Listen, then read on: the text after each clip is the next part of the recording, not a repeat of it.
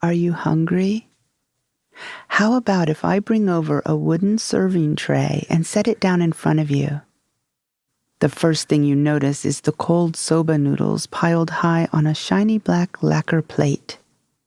On top is a sprinkle of finely cut crisp nori seaweed. The next thing to get your attention, the one that smells so divine, is an expensive-looking oblong ceramic dish. Artfully placed on a folded sheet of white paper are several pieces of freshly deep-fried tempura. You can identify the slice of orange kabocha squash, a small piece of filleted white fish, a pretty shiitake mushroom with a star cut into its back, and 2 large shrimp that stretch the entire length of the plate. Oh, and beside those warm, crispy shrimp, on a bright green oba leaf, are a cone of grated daikon radish and a tiny dab of grated ginger. You can use your chopsticks to dissolve those into the tempura dipping sauce called tentsuyu. There's another dipping sauce, but this one's for the noodles. It's darker in color, and you'll find it in a matching lacquer cup, a cup that is fitted with a flat top on which you'll see a lump of wasabi and some thinly sliced spring onions. Oh, and of course, there's a tiny saucer of pickled daikon and cucumber, as well as a steaming bowl of white rice. Are you hungry now? The reason we're talking about food on today's show, more specifically soba noodles, maybe you've heard of it, Toshikoshi Soba, or year-crossing soba. It's a tradition that hundreds of thousands of people all over Japan take part in every New Year's Eve. Today, I'm going to tell you what it is, where it came from, and why it's practiced. I'm also going to make a very good argument about how it might be fun for you to start the tradition in your own house. Uncanny Japan is author me, Teresa Matsura, exploring all that is weird from old Japan. Strange superstitions and old wives' tales, cultural oddities and interesting language quirks. These are little treasures I dig up while doing research for my writing, and I want to share them with you here on Uncanny Japan. I hope you like the show.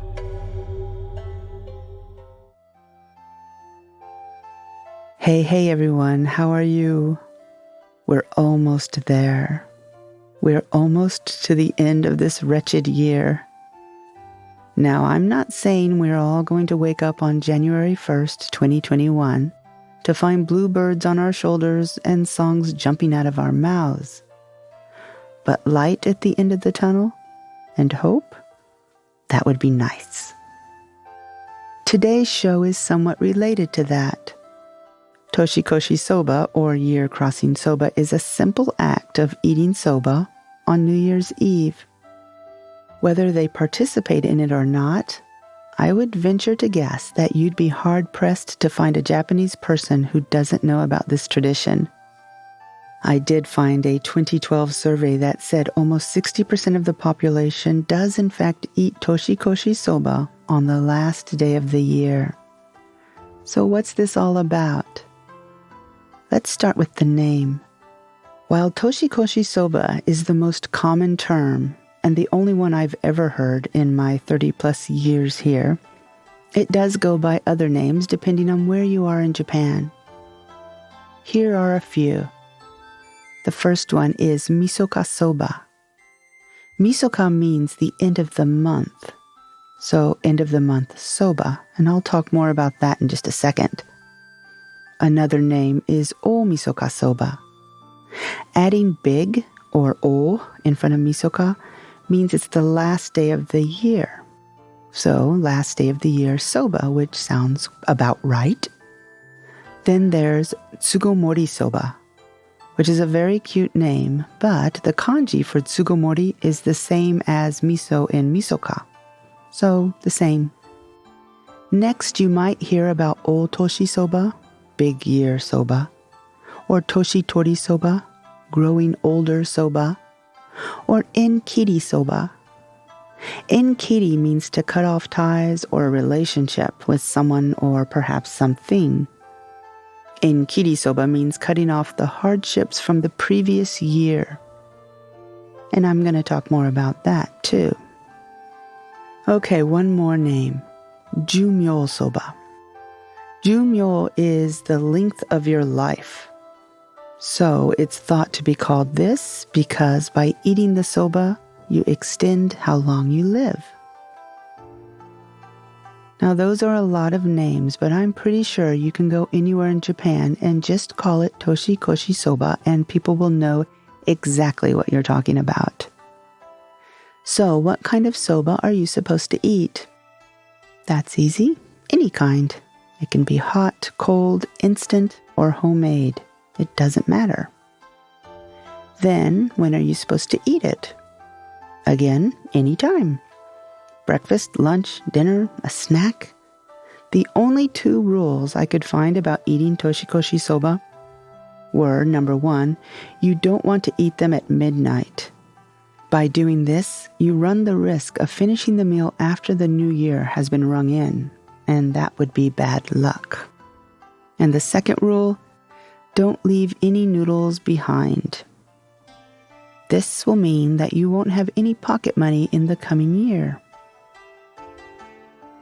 Now, speaking of luck, that's one of the reasons for partaking in this yummy meal on New Year's Eve. Let me tell you a little about the history and with that the different meanings to the practice. One version of the story says that 800 years ago during the Kamakura era, a Buddhist temple gave soba to the poor people on the last day of the year. It's as simple as that. But whether or not the custom now was born from that event is not exactly for sure. The custom actually took a hold in the middle of the Edo era, so roughly the 1700s. There are several theories, as there always are, about this. One is that the merchants would eat soba noodles at the end of the month. This was called misoka soba, which, if you remember, I just talked about misoka soba, the end of the month noodles. Somehow this changed into eating soba at o-misoka, or the last day of the year. Another story that I find really interesting and that I hadn't heard before is that there was a quite prevalent and menacing disease in the Edo era called kakke, which in English is beriberi. The kanji characters are foot or leg, and ki, which is that invisible energy that runs through us all. I learned in the 3rd century a Chinese doctor wrote about it using these same characters, because one of the symptoms was weakness and numbness of the feet. Beriberi is one of those diseases that I had heard about, but I couldn't tell you exactly what it is until now. So, without going into too much detail, it's truly awful. You get beriberi when you don't eat enough thiamine or B1 vitamins. While there are different types, overall, a person will lose weight, have impaired sensory perception, weakness, chest pain, and severe edema of your limbs, among other things. Back in the Edo times, somewhere along the line, someone discovered that people who ate soba didn't get this disease. I looked it up and it's true, soba is high in B1 vitamins. So the eating of soba was encouraged and people got better. Another thing about Toshikoshi Soba is a saying. Kotoshi ichinen no saiyaku o tachikiru. To cut off this year's disasters and calamity. Basically, because soba noodles break apart more easily than other noodles, it's kind of symbolic of breaking off all the bad luck or hardships and other awful things that happened to you in the old year. This way you can start afresh. Now, here are some other interesting beliefs about eating soba on New Year's Eve. First, because it's long, you will have good luck for a long time in your long life. Another, back in the day, gold and silversmiths used small soba dumplings to pick up the tiny bits of spilled metals that invariably went everywhere when they were working. Soba thus collects wealth. There's also the theory that they ate these balls of soba sprinkled with gold and silver as a way of symbolically guaranteeing they'll continue to make money in the coming year. Another speculation, the soba plant can withstand great wind and rain during its growing season. When the bad weather subsides, the plant returns to its healthy self again, none the worse for wear. Eat the soba plant and be tenacious. Then let's not forget that soba was believed to remove poison from the 5 organs. That's all I got for that one, although it sounds interesting and promising. And then finally, because soba, the noodles, sounds like soba to be beside someone, it meant by eating soba you ensure strong and good family ties. Your family will stay beside you during the coming year. And here's something else that's kind of interesting. If eaten with green onions, it's extra potent. Negi is onion in Japanese. The verb negu, totally different character, means to soothe the mind or to comfort. So a happy family with some soothing and comfort on top. Okay, here's a bit of trivia. In Kagawa Prefecture, it seems udon noodles are famous, not soba. So they just went ahead and changed the Toshikoshi Soba to Toshikoshi Udon. Despite being a little more difficult to break apart with your teeth, I think it's cute that they changed an entire tradition to help with their local product. Okay, now here's another thing to think about when you eat your year-crossing soba, and that's what to eat it with. I mentioned negi, spring onions, but there are a couple other toppings and their respective meanings. Shrimp, ebi, which we all know is the symbol of longevity. Remember how the curved back of the shrimp resembles an old person, as well as the long whiskers? So, if you want a long life, how about some tempura shrimp with that soba?